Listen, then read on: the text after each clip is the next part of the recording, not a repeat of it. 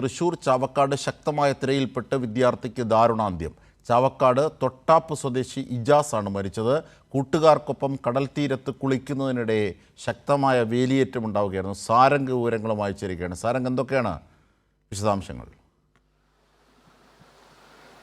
അജിംഷാദ്, അല്പം സമയം മുൻപാണ് ചാവക്കാട് കടൽ തീരത്ത് ഇത്തരത്തിലൊരു അപകടം ഉണ്ടാകുന്നത്. കൂട്ടുകാരുമൊത്ത് കൂട്ടുകാരായിട്ടുള്ള മൂന്ന് കുട്ടികൾ ഈ സമയത്ത് കടലിൽ കുളിക്കാൻ ഇറങ്ങിയതായിരുന്നു. ആ സമയത്ത് ശക്തമായ തിര ഉണ്ടാവുകയായിരുന്നു. ഈ മൂന്ന് പേരും കടലിനുള്ളിലേക്ക് നീന്തി രക്ഷപ്പെടാൻ കഴിയാതെ പോയി എന്നുള്ളതാണ്. ഇതിൽ ഇജാസ്, തൊട്ടാപ്പ് സ്വദേശി 14 വയസ്സുകാരൻ ഇജാസിനെ കണ്ടെത്താനായില്ല.